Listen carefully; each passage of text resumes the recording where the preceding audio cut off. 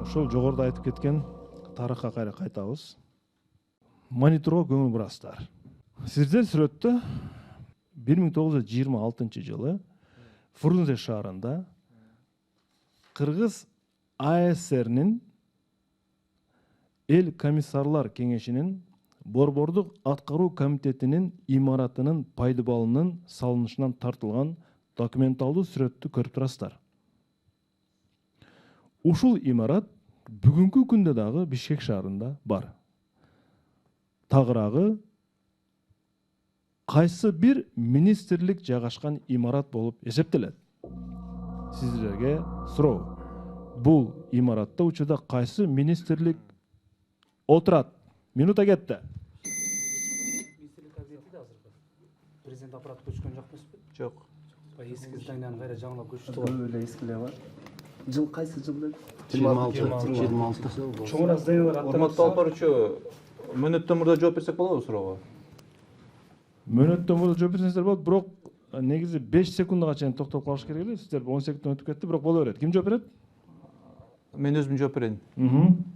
Биз ойлонуп атабыз, бул имарат азыркы маданият жана спорт министрлигинин башкы корпусу. Имарат. Жооп кабыл алынат. Эмнеден улам мындай жоопко келдиңиздер? Же сизде маалымат барбы, же кандай? Негизи ошол имарат өзү негизги эски имараттардын бири.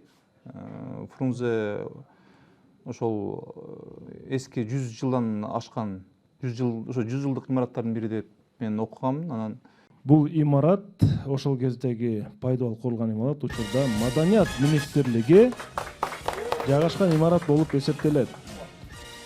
Эсеп 1-0 жооптура, команда бир упай өзүнө иштеди жана команда тарапка эсеп ачылды. Экинчи раунд.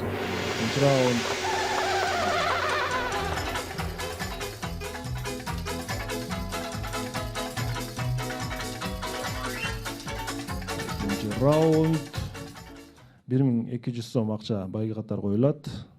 Ордого да суроо коюлган. Ордого бир 5-чи раундтан кийин турган билермандарга суроо беребиз. Азыр болсо Тынчтык Кубатбеков Кытай Эл Республикасынан силерге каршы суроо берет. Бул негизи биздин өзүбүздүн кыргызстандык мекендеш, учурда ошол жакта жашап жана иштейт. Урматтуу билермандар, бул сүрөттөгү киши Сталиндик жазалоолордун айыбынан набыт кеткен коомдук жана мамлекеттик ишмер, Кара Кыргыз автономиялуу облусунун түптөөчүлөрүнүн бири жана ошол эле учурда Кара Кыргыз автономиялуу облусунун революциялык комитетинин төрагасы болгон. Эми силерге суроо. Ким бул? Аты жөнү? Орозбек. Абдыкадыр. Айтыңыз, Алпарчы. урматтуу Алпарычу, бизде мөөнөттөн мурда жооп даяр. Эгер туура жооп берсеңиздер, ушу үнөм катары эсептелет. Ким жооп берет? Бул суроого Темирлан мырза жооп берсин. Темирлан. Урматтуу Алпарчу, биз мөөнөттөн мурда жооп берген себебибиз мындай улуу инсандарды дайым көкүрөгүбүздө сактап жүрүшүбүз керек.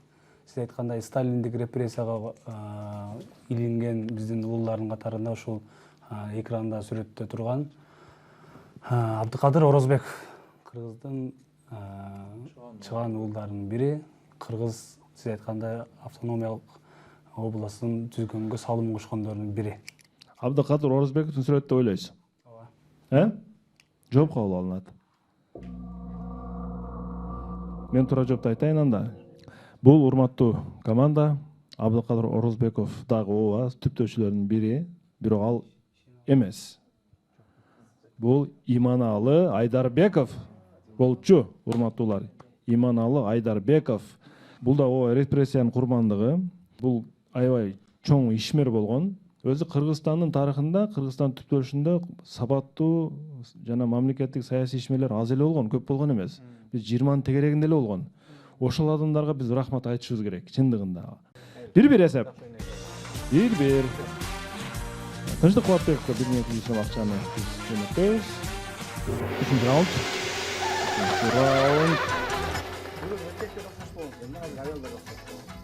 Ооба. Иманал Айдарбеков деген вариант негизи кимдир бирөөгө келдиби бир ой чабытына, Замир мырза? Уккандан кийин ойлодум. Жок, мен андай 3 раунд 1300 сом байге катары коюлат. Урмат Чечейбаев Бишкек шаарынан силерге каршы суроо берет. Телекөрүүчү сиздерге фото суроо жөнөткөн. Адаттан тыш кайчынын сүрөтүн коюп атамын. Бул кайчы менен тагыраак бул кайчыны кимдер колдонот? Суроо ушундай. Кетти минута. жок Кол батат экен. эки болот. Анан кичинекейраак экен. Эки тоголок бир нерсени түшүнөт го дейм, ашыкча болот. Жок.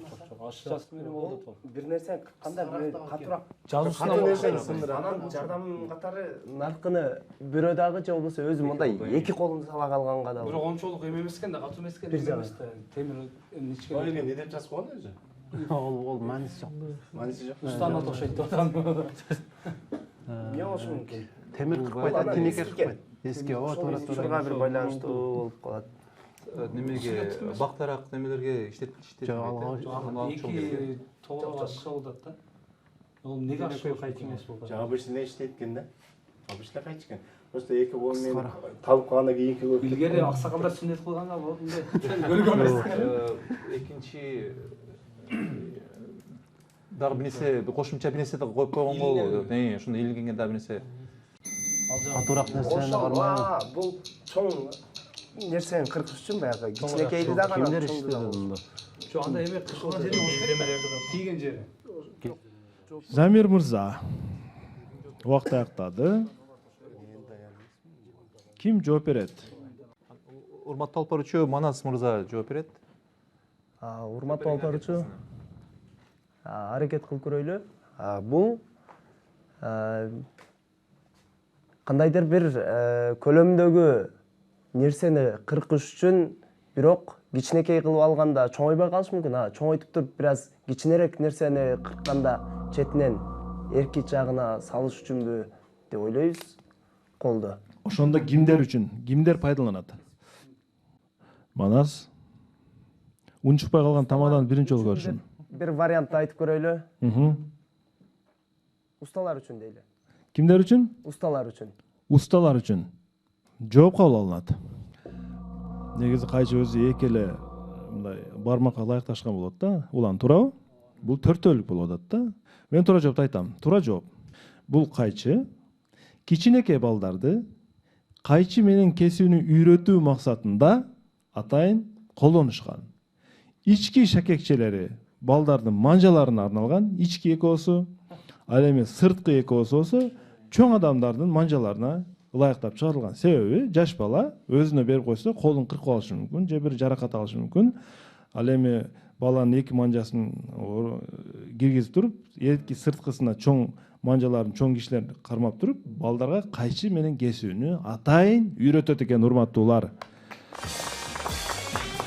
2-1 эсебинде азырынча команда 1 упай жеңилип калды. Жана суроо ээси Урмат Чечебаевге биз 1300 сом акчаны ыйгарабыз. Телекөрүүчүнү куттуктайбыз. Жакшы суроону жөнөткөн жана эсеп телекөрүүчү тарапка азыр ачылды. Оюн улантылат. 4-чү раунд. Тартыштар чамдаңыздар. 1 упай менен калып кетпеш керек. Алдыга карай аракет кылыңыздар, алдыга карай кетиш керек, алдыга карай. Blitz раунд. Бул команда үчүн да чоң сыноо. 3 суроо 20 секундадан берилет. Замир мырза, команда курам менен ойнойсуздар.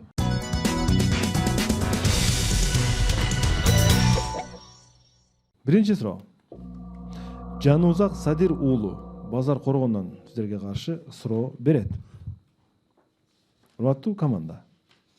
Мындан 40 жылдай мурун Германиянын Дуйсбург шаарында бир таймаш мелдеш болуп өткөн. Мелдештин шарты боюнча кыздар жөн гана жылмайып берүүсү керек эле. Жөн гана жылмайып бериш керек.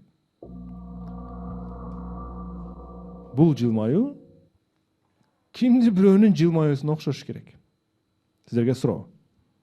Кандай критерий боюнча жылмайыш керек болчу алар? Кетти 20 секунда. жашап келдим го. Стадион бар, чоң стадион. Неме болот? Футбол болот. Футболдо баягы экранга немелер чыгат. Ошондон башталат. Персонаждар чыгат, ошону тураш керек болду. Тураш керек. Точно ойлонуп көрөлү башка варианттарды. Футболдон башка болуп калышы мүмкүн, себеби оюндар көп. Мона Лиза картинаны. Жок.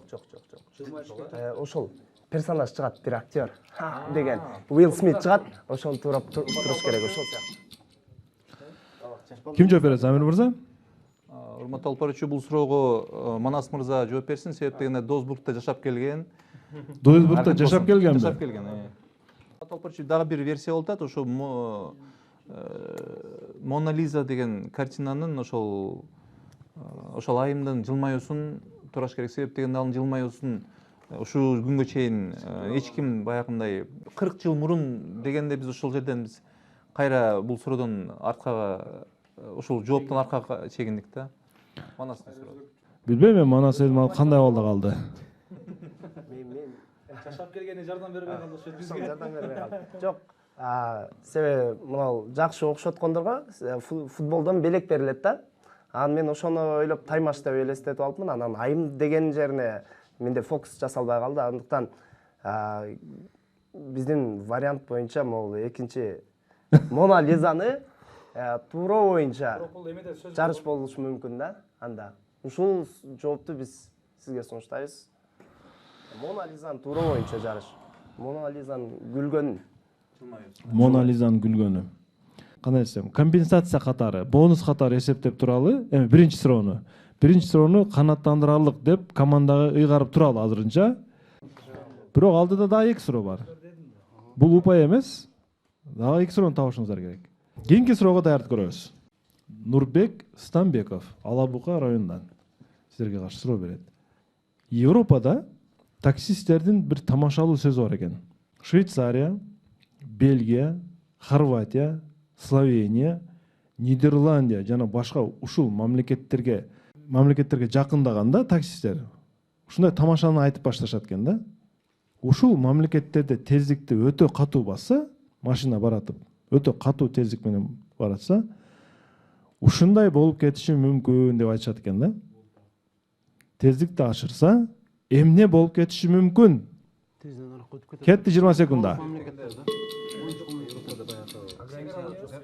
Граница жок. Чегаралар жок, э? Чегара жок. Өтүп кетишет башка мамлекеттерге. Анан алар кичинекей мамлекеттер, Словениялар. Эгер биз тез кетип атсак, башка мамлекетке өтүп кетебиз деген тамаша.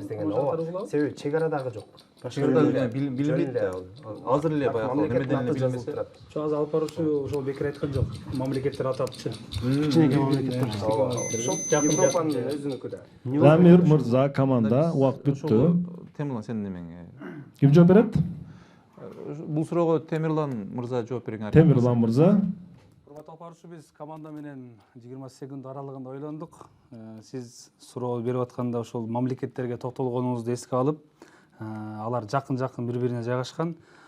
Таксисттер дагы балким өздөрү дагы дайым катуу айдап жүргөндө кетип атып, бир мамлекеттен башка мамлекетке өтүп кетебиз деген сыңары тамашаны кыйытып айтышы мүмкүн. Мисалы аркада клиент кетип аткан болсо, мен катуу айдасам, азыр башка мамлекетке өтүп кетебиз же ушундай деген бир тамашалуу нерселер айтышы мүмкүн деген жооп. Жооп туура. Кошуна мамлекетке өтүп кетишибиз мүмкүн деп коет экен да.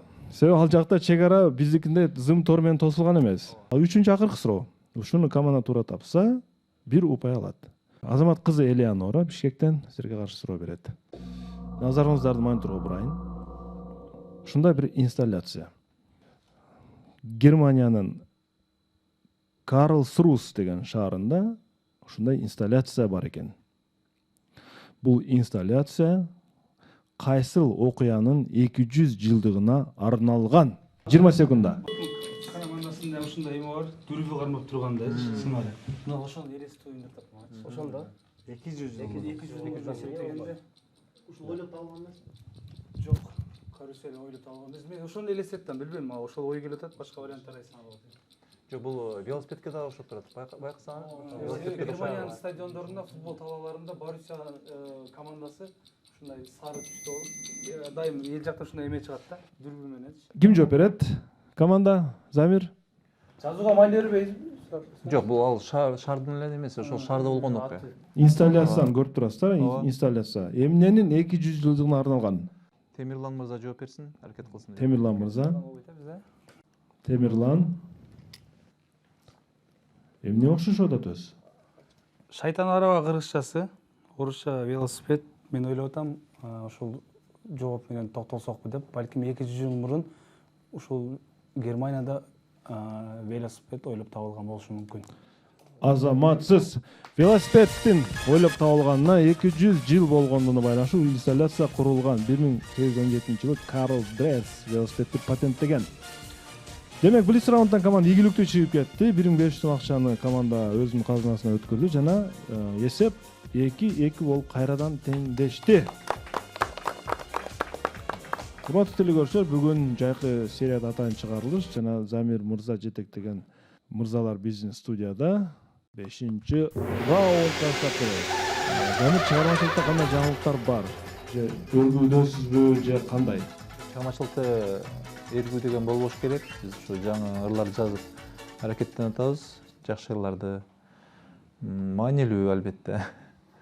Азыр көбүнчө баягы тойго ылайыкташтырып ырлардын көбү баягындай жеңил-желпи болуп атпайбы? Негизи Кыргызстанда эле эмес, дүйнөдө. Ошондуктан биз дагы ошо жаңы клипке даярданып атасызбы? Же жаңы обон, же жаңы кандай? Альбомго. Альбом. Негизи репертуарыңызда ушуга чейин жалпы канча ырдалган? 100дөн ашык ыр бар. 100дөн ашык. Ооба. Уланбек кызы Айжамал Алай районунан силерге каршы суроо берет. Манас мырза, маанай кандай? Маанай сон. Биринчи жолу ойноп атасыз да? Биринчи жолу ойноп атам. Кандай сезип атасыз өзүңүздү? Баары сон. Өтө акылдуу бекенсиз. Же изденип жатыпсызбы? Же көп окуш керек бекен? Кандай? Көп өзүбүздү өстүрүш керек экен. Бул деген көп окуш керек, көп маалымат жыйнаш керек экен, топтош керек экен, угуш керек экен, билиш керек экен деп калдым. Ооба. Дуйсбургта жашаган жардам бербейт экен. Негизи сиздер коомчулукта көп жүрөсүздөр. Ушул сыяктуу суроолордон деле иш-чараларда мындай пайдалансаңыздар болот да. Тойлордо, мисалы, билермандордон эле суроолордон толтура суроолор бар. Кыргыз тарыхы, дүйнөлүк тарыхтар бүт. Суроо. АКШнын Висконсин штатында айдоочуларга бир коркунуч пайда болгон. Тактап айтканда 20-кылымдын 60-жылдарынан кийин пайда болгон бул кооптуулук кийиктердин автобуна трассаларына чыгып кетиши болгон да. Андан мурда тактап айтканда 1950-жылдарга чейин кийиктердин автобуна жүрүүчү жолдорго чыгып кетүүсү аябай чанда кездешкен. Дээрлик чыккан эмес алар. Адистер бул штатта башталган бир жарыяндан кийин, бир процесс, бир иш-чарадан кийин кийиктердин чоң трассаларга чыгып кетүү адаты пайда болду деп эсептешкен экен. Кандайдыр бир иш-чарадан кийин, бир процесстен кийин. Силерге суроо. АКШта кайсы иш-аракеттен же процесс жарыяндан кийин кийиктердин чоң трассаларга чыгуусу көбөйүп кеткен? Эмне болгон эле? Кетти. Кен байлыктарды казуу менен эмеспи? Жок. Туз чачылабы жолго? деген нерселер болгон эмеспи? Ракеталарды. Жолго, жолго туз чачылат. Алар туз жалаганча. Экинчи вариант эле. Бул вариант. Токой. Кесүү. Токойдо өрт чыгыш. Жок, ал жакта жок. Иш-чара болду. Иш-чара деген туз жакшы иш-чара. Музга. Жок, кен байлыктар казылган эмес, тоолордо бир Жок, нерселер ал жакта экологияга өтө катуу маани беришет. Алар неме алышпайт. Анан экинчи баягы Шындасы ушуга ой жаман топтолуп кетет. Бирок Германияда варианттар болсун болсо, да. кышында деген жери барбы? Кышында Жок, дебем кышында, жок, эми кышында деле Бирок болсо. 1920-жылдан кийин да атпайбы? Бир аз немеракта да.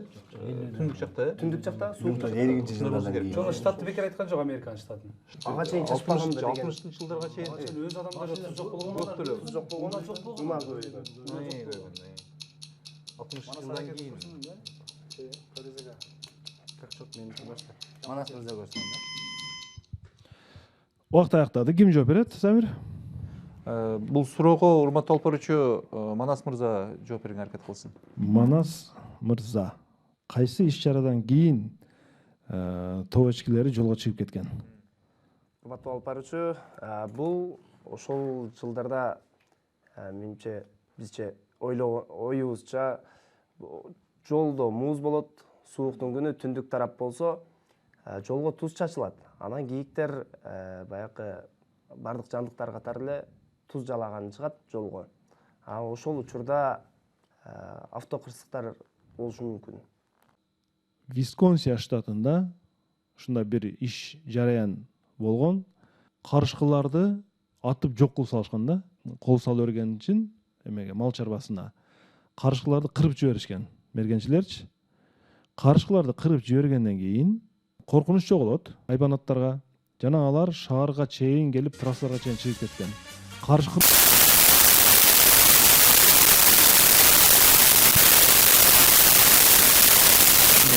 алар трассага чейин чыгып, өзгөртөбүз. Телекөрүүчү бир упай алдыга чыкты. 6-чы раунд. Ушул раундтан кийин ордону ойнотолу. Макуланда ордону ойнотолу. Команда сиздер дем алып турасыздар 1 минут 30 секунда. Ордого суроо 1000 сом акча коюлган.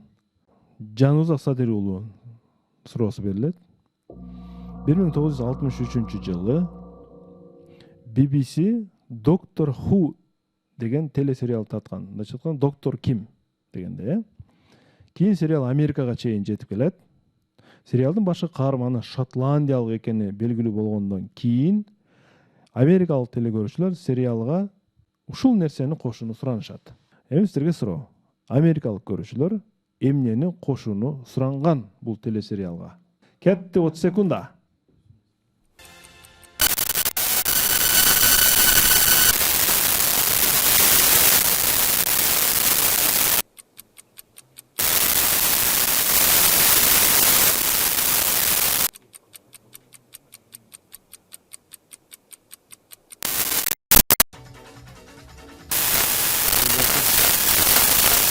Мона Лизанын картинасы. Замир мен толуктоо үчүн коюп атамын. Ушул Мона Лизанын жылмаюусуна окшошуш үчүн ушундай конкурстар өткөн да. Мона Лизанын жылмаюусу өтө мындай көп кыздар жасай албайт экен муну. Мунун эриндери дагы мындай кичинекей экен. Азыркыдай ботекс деген жок. Негизи ушундай болуп жылмайыш керек экен да. Дүйнөдөгү эң сырдуу жылмаюунун бириси. Я. Дүйнөдөгү эң сырдуу жылмаюунун бири деп эсептешет да тарыхчылар, сүрөтчүлөр, искусство таануучулар. Анан негизи бул картинаны Мона Лизаны мен аябай чоң деп элестетчүмүн. Бул өзү кичинекей эле сүрөт экен мындай. Бир 40 сантиметрдин 30 сантиметрдин тегерегинде эле мындай. Көп чоң эмес да, оригиналы. Убакыт бүттү. Ордо, убакыт бүттү. Динара, тетрадь жазганыңызды Замирге бериңиз. Сагын мырза бериңиз. Сагындын варианты кармап турганыңыз? Ооба. Эмне деп жазыптыр? Улуттук музыкалык аспап. Улуттук музыкалык аспапты кошууну суранышыптыр. Динара вариантын окуңуз. Түстүү же докторго юбка кийгизүү. Себеп дегенде Шотландияда юбка кийишет эркектер, э? Ошондой вариант бекен. Жооп кабыл алынат. Туура жооп. Алар сериалга субтитр кошууну суранышкан. Себеби шотландиялык актер англисче сүйлөгөнү менен, шотландиялык акцент менен сүйлөгөндөн америкалыктар түшүнгөн эмес аны. Субтитр кошкула деген. Нукура англисче субтитр кошуп, анан чыгарыла деген. Эч кандай юбка эмес, башка эмес. Бул суроонун ээси Жанузак Садыр уулуна биз 1000 сом жөнөтөбүз. Командалар тилекке каршы таба албай калышты. Ал эми команданын оюнуна кайтып келебиз. Оюн улантылат. 6-чы раунд.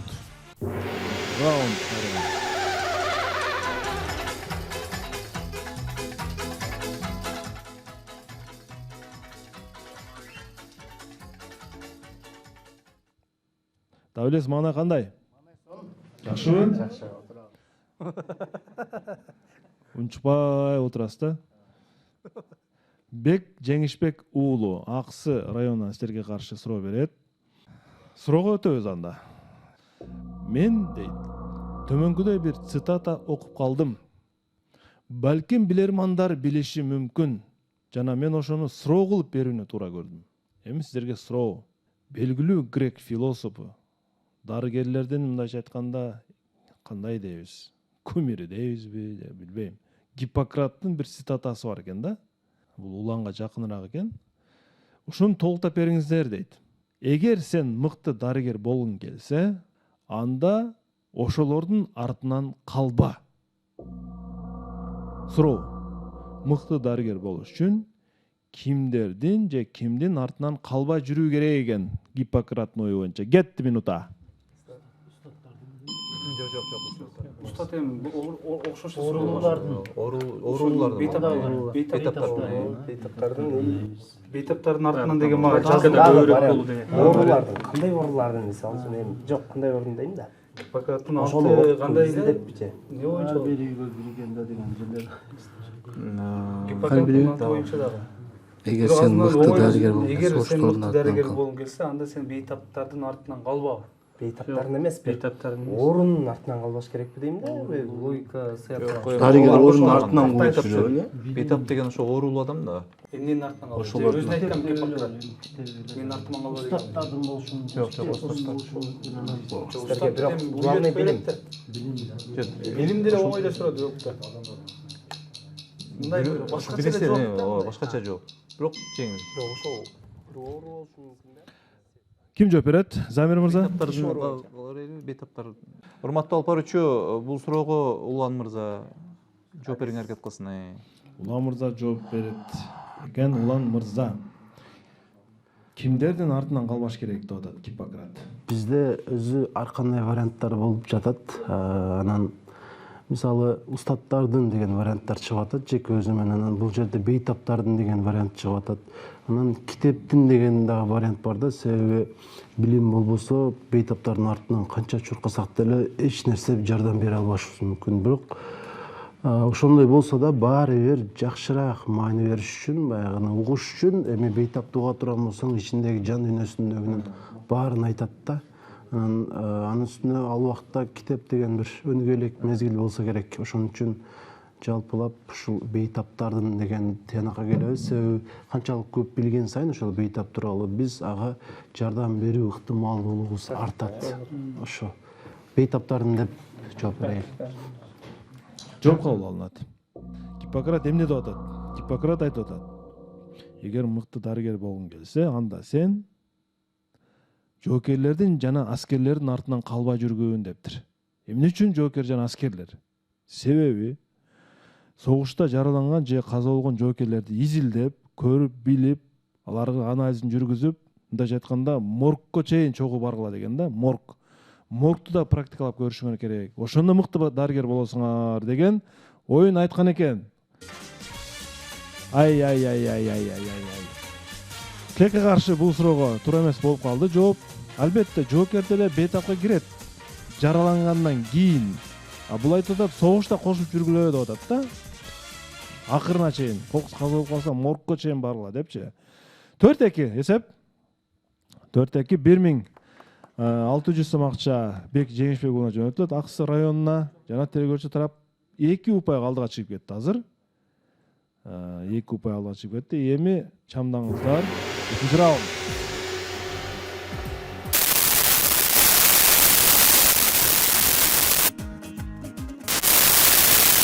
Айтунук Абдимиталова Өзгөн районунан экен. 1920 жылдан Жети-Суу, Сырдария облустарында жашаган кыргыздардын өз алдынча мамлекеттүүлүгүн орнотуу үчүн аракеттер күчөйт.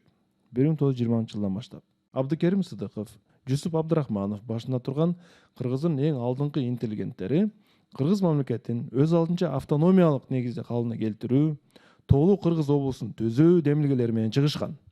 Анын борбору катары Кочкор кыштагын тандоо керек деген сунушту айтышкан нарындагы. Мунун бир нече дагы себептери бар эле.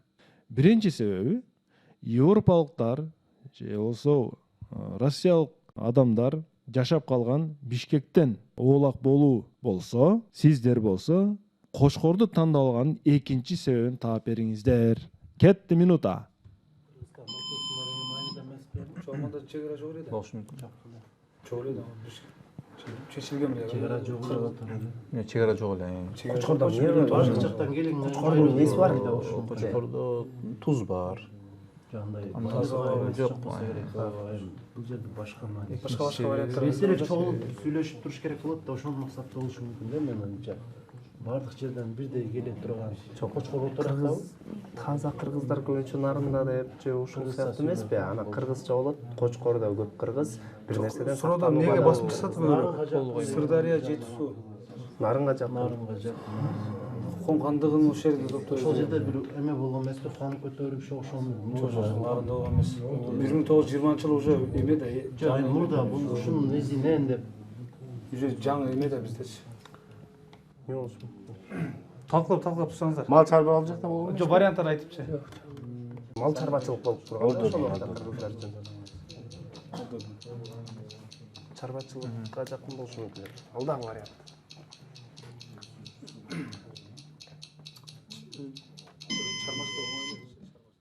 Самир мырза, ортодон жардам алсаңыздар болот. Эгерде кыйналсаңыздар, Ортодон жардам сурайбыз.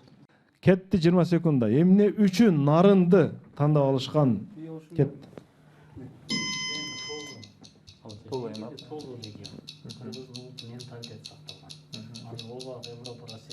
чеп болгон биринчи чеп нарында курулган Кочкордо. Кандыгын мезгилинде. Биринчи чеп нарында. Шабдан болгон жер бой. Чепти биринчи курушкан. Куртка чебин борбор кылып, ошол жерде борбордун ыңгайлыкта анан эки жактан бол салууда алыста. Жанагы чеп бир жолку курсо болобу неме? эки жактан Жол деле.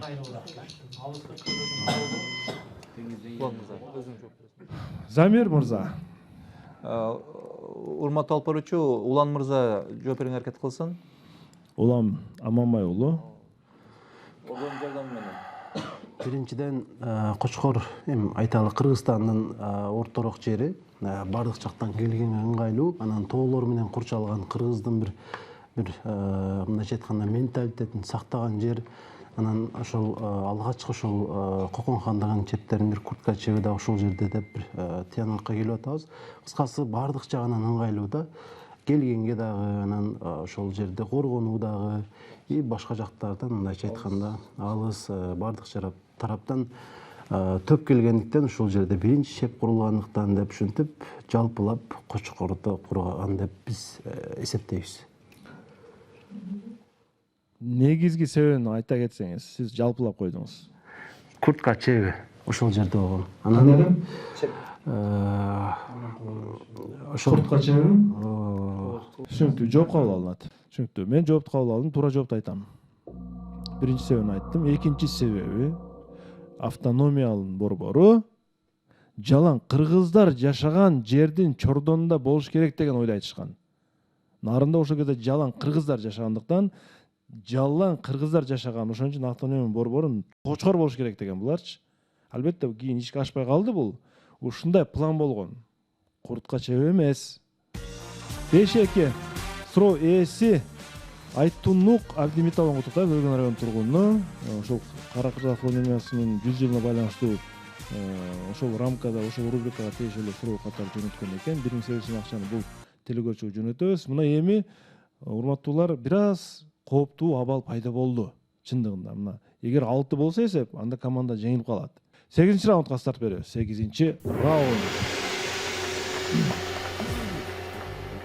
Уламбек мырзанын жообунда жана жалпылап айткан жообунда деле ушул баягы жалаң кыргыздар жашаган деген сөз айтылбай калды. Ошон үчүн дагы бир жолу сурадым. Эмнеге басым жасап атабыз депчи. Балким кийинкисинде айтып калабы деген изги тилегим бар эле, бирок тилекке каршы Улам мырза чепке назар салып койгон. Аруна Тазабекова Бишкектен силерге каршы суроо берет.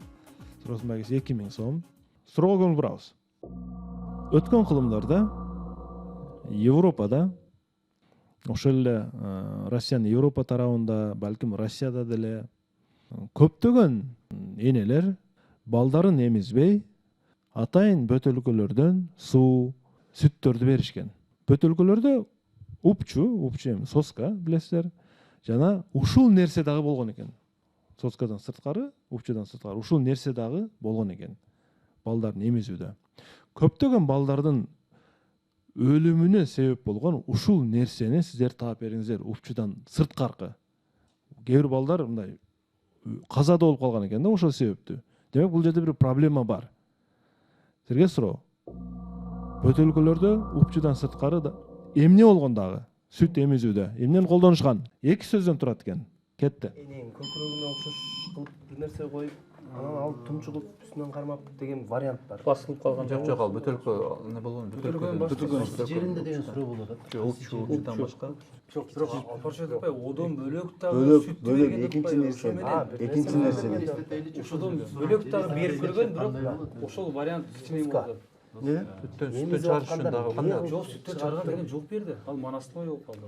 Ал айтты алпарча. Сүттү берген сугуюп, бирок адан тышкары дагы башка нерсе менен дагы берген. Ошол эмне болуш? Ошо экинчи нерседе берип аткандай бөлүм болгон экен. Ошодо көрөбүз. Не кылып суу берген? Эмне кошуп коюп бериш мүмкүн? Кылымдарда. Темир менен берген, темир 18 кылымдарда болуп да булчу. Жип, камыш, 2 сөз. Не бар? Кесилип кетиши мүмкүн бир жерлери. Жок, какап калышат. Какап кала турган эмне бар? туз кошуп бербейт. Жок. Какай турган. Баланын Үчүн алып, ордуна кошуп коюп берип аткандай да бул. Бир нерсени. Эмне коюш мүмкүн? Команда ким жооп берет? Өзүңүз жооп бересизби, Самир? Темирлан мырза жооп берсин, аракет кылсын. Темирлан команда жеңилип калат же оюн улантат сиздин жообуңуздан кийинчи? Бизде абдан вариант жооп көп болду. Сиз ошол аны алып койгондон кийин деп атасыз го, баягы бутылканы. Упчуну, сосканы алып, Алгандан кийин кайра бизде азыр ошону кайра анын ордуна ошол нерсени иштеткен да? Бөтөлкө мененчи? азыр команда бир сөздү айтып атат, бирок ал сөз болушу мүмкүн эмес. Ал жерге каш кое албайбыз. Эми кое албайбыз, болбойт. Мен ойлойм, бул резиновый бир перчатка болушу мүмкүн. Колкап. 2 сөздөн деп атпайбызбы? Колкап ошол резиновый болушу мүмкүн. Ар бири баягындай иштесе боло берет, соска катары. Ушул вариант сиздеки. Темирлан, кайсыга токтолдуңуз? Токтолдум. Команда урса, мен урсун оюндан кийин. Резиналык Кол ошондой бир каражат, бир предмет, жооп кабыл алынат. Мен жооп кабыл алдым. Мен эмне десеңер дей бергилем. Телекөрүүчү ошол кездеги сүрөттү дагы жөнөткөн. Жаш балдар резиналык түтүкчөлөрдү дагы колдонгон. Жана резиналык түтүкчөлөрдүн ичинде бактериялар ар кандай жаш балдар ошол нерселерди сүт менен, суу менен кошуп ичип, отравление болуп, ууланып, каза. Темирлан мырзанын варианты башка нерсе болушу мүмкүн эмес. Ошон үчүн мен Темирландын бул мээнети менен бааладым. Ооба, резина балким ошол колкаптын бир жагын кыркышы мүмкүн. Башка нерсе кийгизиши мүмкүн эмес да, ал жерге кийип түшпөйт. Айтор резиналык түтүкчө. Оюн улантыла турган болуп калды. 2200 сом команданын эсебинен өттү. 9-чу раунд.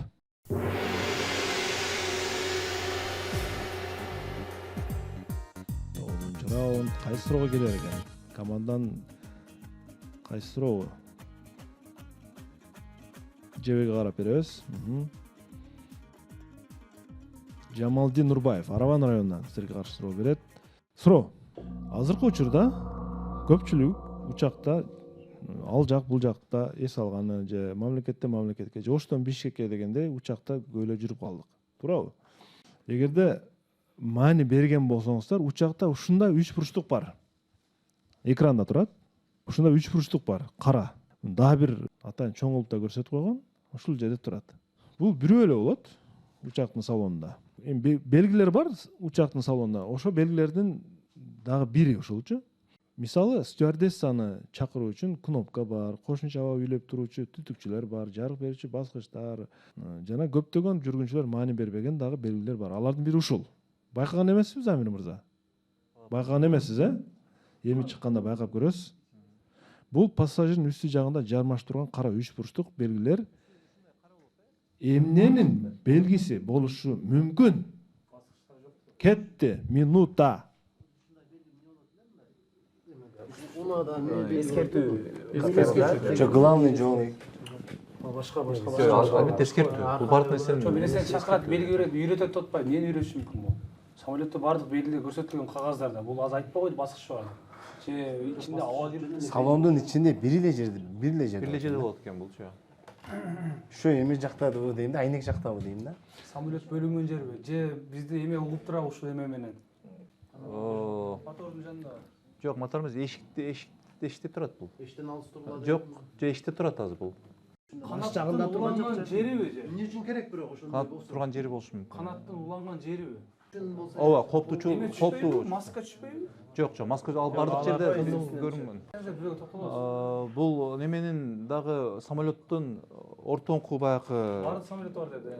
ортоңку оорчулугунун белгиси да болушу мүмкүн ошол жерчи. Бул Эки жагында эки жагында масса. туш бар экен да. Ооба. Чото мага жагат. Канат, жок, ошо канат бардык массанын ортосу болушу мүмкүн. Массанын ортосу. Канаттар турган жер белгиленген. Массанын ортосу. Ошого токтолобу? Ошо токтололу, э? Коопсуздук. Убакыт бүттү. Замир ким жооп берет? Мен жооп берген аракет кылайын. Урматтуу алып баруучу. Биз самолетко көп эле учуп жүрөбүз, бирок ушул белгини байкабаптырбыз чындыгында. Негизи мен как баягы авиацияны жакшы көргөн адам катары мен өзү баардык нерсени байкап турам, самолеттун кайсы жеринде кандай жазуу бар, анан кандай учурларда кандай иш аракеттерди кылыш керек. Бул жерде самолеттун ортоңку баягы массанын эң ортосу деп, тең салмактын кармаган ортосу деп ошол жер белгиленген деп ушул немеге жоопко токтолуп атабыз да. Самолеттун массасынын балансын кармап тура турган жер деппи? Кандайдыр бир авариялык учур болгондо ушул белги жардам берет деп. Кандай жардам бериши мүмкүн? Мисалы үчүн сууга түшкөндө ошол жерден баягы самолет ошол жерден бөлүнүшү мүмкүн же ошондой болушу мүмкүн. Самолет ошол жерден бөлүнүшү мүмкүн. Түшүнүктүү. Демек сиз самолеттун ортоңку тең салмактуу абалын көрсөтүп тура турган жер деп атасыз. Ооба. Масса деп атасызбы? Ооба. Жооп кабыл алынат. Туура жооп. Бул белги турган жерден стюардессалар самолеттун орто ченине келип канатты көрүү мүмкүнчүлүгүнө ээ болот экен. Самолеттун ортосу да. Экинчиден, бул үч бурчтук самолеттун так ортосунда жайгашкан болуп, пассажирлер ар убакта ушул белгилердин жакын жерине отурууга аракет кылышат. Себеби самолет учуп конуп жаткан учурда ар кандай абалдарда самолетту балансты, салондун баланс, корпусунун балансын так кармаш үчүн ушул жер өтө маанилүү экен. Самолет жакшы учуш үчүн, жакшы конуш үчүнчү, ар кандай авариялык абалда. Ошон үчүн бул самолеттун эң маанилүү жери болуп экен. Бул көбүрөөк стюардессаларга мындай маани берет экен да. Биз эми жүргүнчү катары карабайт экенбиз да. Бирок эми мен ойлоп атам, мен да чыгып караймын депчи. Негизинен жообуңузда жандуулук бар, Замир мырза. Жооп туура. Самолеттун так ортосун аныктап берет бул. Самолеттун массасын учуп конуу тилкелеринде же учуп баратканда же конуп жатканда шамалдоо болобу, айтор самолеттун эң ортоңку абалын ушул аркылуу белгилейт экен. 4-5 билинбеген менен команда оюн улантып атат. 10-чу раунд. 10-чу раунд. 2200 сом команданын эсебине өттү.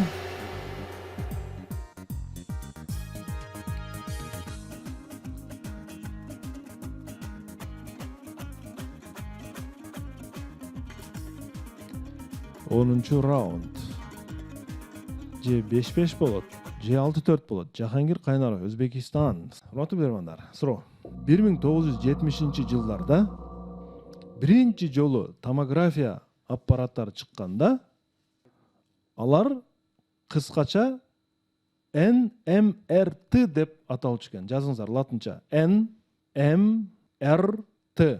NMRT. Биринчи жолу чыкканда ушундай аталчу экен. Бирок карапайым калк ушул аппараттардан пайдалануудан же анализ тапшыруудан же текшерүүдөн чочушкан экен. Эмнегедир? Ушул аппараттардан, томография аппараттарынан. Жана ошондон соң аппараттын аталышындагы биринчи турган N тамгасын алып салышкан экен. Бүгүнкү күндө биз муну MRT деп эле атайбыз. Туура улан? Бүгүн 3 эле тамга менен атайбыз. Магниттик резонанстык томография деп эле. эмнегедир эн жок бүгүнкү күндө. Туурабы улан? Туура жок. Эми силерге суроо. Эмне үчүн ошол 1970-жылдарда чыккан болсо, аппараттагы эн тамгасын алып салышты? Бул жерде бир себеп бар экен, урматтуулар. Кетти минута. Версиясы 60-жылдар ракета бир эме суук согуш дегендер болгон го. Ошого байланыш болушу мүмкүн да. Атомдук. Ошо окшогон ооба. Анан бирок ноолук эле керек бизге. Радиация деген сөз Кооптуу жери деп атат го. Будай эң кооптуусу баягындай магнит бар. Билесиздер, темир менен киргени болбойт. Кирсе жабыштырып калат. Өтө коркунучтуу. Магниттен англисчеси кандай? томография болуп атат. Эмне деп узартылат эле ошону табыш керек да. Ошону табыш керек. Ошол магниттин англисчеси кандай болот билбейсиз? жок эме мындай Нью десең жаңы. ошол молда жаман мода болгондо мына ядерлык эмелерчи ооба. эмне деп коет эле мындай Ядерлик жарышуу. жарышуу жаман мода болгон ошол адамдар дагы коркуп даже эме футболдар жашап калышкан. Биринчи тамгасы N болсо, New болсо керек. Жаңы деп. Эми жаңы баарынан Жаңы нерседен коркуп аткандай. Дегеним мына силер айтып аткан нерсенин жаңысы күчтүүрөөгү деген. Коркутканга бир себеп болсо керек деп ойлойм. Коркконго да Ошол эми Нурдун жаңысы, мисалы Япониянын согушка аз эле болду да, ошонун радиациядан коркуп калышты. Анан ошонун жаңысы деп айтып атат биякта. Нурдун жаңысы дегендей. Кайсы мамлекет экени айтылды өзү? жок. Бул кичине иштелгенден кийин эме болуп калабы кайра баягы сон болуп калабы, башында зыяндуураак көбүрөөк болот окшойт деп атам да. Радиация күчтүүрөөк болот да. Түшү зыян. Замир, убакыт аяктады, ким жооп берет? Бул кайсы мамлекетте тактасак болобу, урматтуу алпарычу? Ошол жазылбаптыр. Жалпы эле айтылып атат да. Улан мырза жооп берүүгө аракет кылсын. Улан мырза, эмне үчүн эн тамгасын алып койду жана эн тамгасы эмнени түшүндүрүшү мүмкүн? Жооп бериңиз. Эн тамгасы New дегенди билдириши мүмкүн. Эми англисчеден которгондо жаңы МРТ болуп атат. Магнитный New, магнитно-резонансный томография болуп атат. Жаңы бир нур дегендей мааниде. Мисалы эми Японияда болгон баягы эмеге эч канча убакыт болгон эмес да. Анын үстүнө ошол убакта баягы суук согуш деген нерселер болуп аткан. Анан ушул нурдун жаңысы мурдагыдан дагы күчтүүрөөк дегенде эми биз адамдар рактан кырылып атса, биз дагы ушул нурга түссөк кандай болот деп ушул радиациядан коркуунун бир эмеси деп ойлойм да. Демек сиз эн тамгасын new деп эсептейсиз. Ошентип ойлоп атабыз ооба. Жооп кабыл алынат. Туура жооп. Аппараттын аталышынын башында турган эн тамгасы нуклеер деп айтылат. Латынча. Нуклеер бул бизче ядро. Туурабы? Ядро. Эми силерге түшүндүрөйүн. Адамдардын качып башташынын себеби чындыгында ошол кезде ядролук согуштун эпкини бар болчу. Адамдар демек бул ядролук аппарат болсо дептир. Анда биз түшсөк биз күйүп калабыз деген. Баягы кардарлар азайып кеткен үчүн компаниялар эн тамгасын алып салган. Эн тамгасын алып салгандагы МРТ боюнча кайра чыгарып баштаган, адамдар кийин кайра келе баштаган. Эми бул жерде бир маселе жаралды. Улан мырза айтып атат, эн тамгасы new деди. Телекөрүүчү айтып атат, бул нуклеер деп атат. Ядро деп атат да. Мен Сагын мырза сизден пикир сурайын деп атам. Себеби мен азыр туура деп да айта албайм. Себеби нуклеер башка, new башка. Улан мырзанын түшүндүрмөсүндө туура жоопко жакыныраак версия айтылып калды. Ошо согуштун эпкини бар эле деп. Сагын мырза кандай дейсиз? Урматтуу алып баруучу, бул Улан мырза биринчи медициналык көз караш боюнча ой пикирин айтты. Өзү медик, билерман болуп да ойногон бул жигит. Анан албетте акыркы 5-10 жылда кесиби боюнча жүрүп болгону билерман ордунун бир аз нугунан чыккан. Жана да бир-эки ордодон жеке биздин команда мындай жеткиликтүү жооп берген аракет кылдык. Бул бир аз башка жоопту берип койду да. Азыркы учурда бир аз ядролук нурдануу деген мааниде жакындыгы бар үчүн бул эми мындай кызыккан команда. Ошондуктан бир аз буга чейин да бир аз мындай колдоп атабыз. Эми ушул раундду колдоп тең-тең кылып көрөлү. Анан акыркы таймаш кандай болот, аны тешенеси ийгилик каалайбыз. New эмес, нуклеер. Менимче ушундай айтылат. Туурабы, Замир? Ядро ушундай айтылат. ошо нуклеардын жаңысы деп айтты булчу. Ядронун жаңы версиясы. Чын. Ядронун жаңы версиясы деп айтты да. Бул Жаңы макул, команданы бир колдоо иретинде, бонус иретинде 5-5 эсебин беребиз. Жахангир Кайнаров биздин телекөрүүчү ушул абалды туура түшүнөт деген ойдобуз. Жахангир мырза, эгер эфирди көрүп жаткан болсоңуз, сиз балким команданы мындай бонусун сиз дагы туура кабыл аласыз деген ойдобуз. 5-5 эсеп. Чечүүчү раундга келип калдык. Жеп айландыруунун кереги жок. Актив дизайн биздин өнөктөшүбүз. 1000 сом акча ушул суроого өздөрү да койгон. Суроого көңүл бурабыз. Kissmetrics деген атайын мониторинг жүргүзгөн Европада уюм бар экен да. Kissmetrics. Ошол уюмдун изилдөөлөрүнө караганда алар сурамжылоо жүргүзүптүр да, Темирлан. Сурамжылоо жүргүзүптүр. Керектөөчүлөрдөн жүргүзүптүр. Ошондо керектөөчүлөрдүн сурамжылоосунун натыйжасында керектөөчүлөрдүн 89% рекламага караганда мына ушуларга көбүрөөк ишенет экен. Кайсы бир товардын сапаты билүү максатында, мисалы үчүн кийимдин же бир азык түлүктүн сапатын сурашат экен да. Сиз рекламага көбүрөөк ишенесизби же дегенде, жок, биз рекламага эмес, ушуларга көбүрөөк ишенебиз дейт экен да. Сиздерге суроо. 89% керектөөчүлөрдүн рекламага караганда кимдерге көбүрөөк ишенерин айткан. Кетти минута. Биринчи вариант чыгармачылык болушу мүмкүн. Чыгармачылык топ. Экинчи вариант актерлор, ошол эми чыгармачылык Чыгармачылык бардыгы. Андан кийин спортсмендер, жок, Меркс коомдук ишмерлер, коомдук маданий, Белгилүү адамдар болушу. белгилүү адамдар. ошол жакшы вариант. Белгилүү адамдар. Ооба. Kissmetrics деген эмне өзү компания? Жок, Kissmetrics деген мониторинг. бирок түрүн айтса да, реклама. Ооба, бардык реклама. Кийим болобу, реклама деген. Иә. Анда кошулуп айт экен, сарафан. Бирок айтып атпайбы? Адамдардын үнү, Адамдар бир рекламаны элестин кереги жок, бирөөдөн угуп эле келет го. Ошол сарафанный реклама дейт да. Ушуну неме кантип жооп бериш керек экен да? Бирөөлөрдөн карап көргөндөн көрө дейт, ого ушу белгилүү адамдар да кирбей калат. Ушуга көбүрөөк. Анда сарафанный реклама болуп калышы мүмкүн. Себеби бир жерге барып тамактанды, экран. көрдү. Ал реклама да, ал реклама. Ушуларга да атат, бир адамдарга да атат. Ошол жерде иштегендер эмес. Жок, ушулар кимдерге да атат? Кимдерге? белгилүү адамдар. Замир мырза.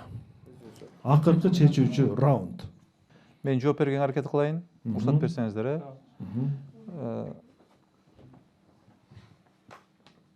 Бизде дүйнөлүк жанагы атактуу адамдарга фанаттар көп. Аларга ал жакта албетте өтө таланттуу адамдарга өтө ишенич чоң деп ойлойм.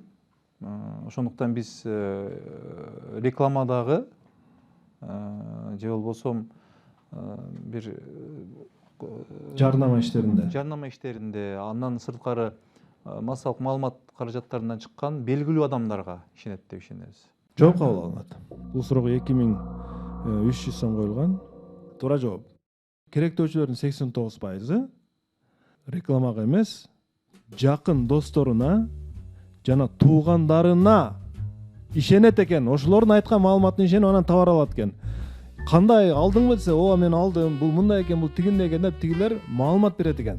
Менин кошунам айтты, демек бул туура эле айтып атат деп, ошолорго көбүрөөк маани берет экен, урматтуулар. Сарафандык радио, ооба. Рекламага караганда, мисалы бир жерде жакшы тамак болсо, аны рекламалап эмес, ошол жерде жеген туугандарыңан, тааныштарыңан, досторуңан барып угуп жеген жакшы да. Эч нерсе эмес, жакшы. 6-5 эсебинде команда бир упай менен калып калды. Бирок эң жакшы бир көрсөтүш болуп атат да, бул себеби буга чейин мына бизде командалар ойногон аябай кыйын болгон. Бүгүн мына ушул команда, Замир жетектирген команда аракет кылды, чалынды, жыгылды, кайра турду. Куттуктайбыз команданы дагы, телекөрүүчүлөр дагы.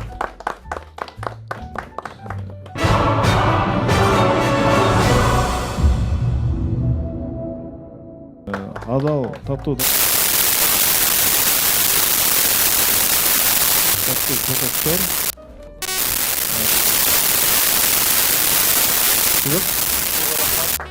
Бар болуңуздар, биздин чакырууга жооп берип, ушундай ойноп, ушинтип дагы изденели, өсөлү, билбегенди билели дегендер бул эң жакшы.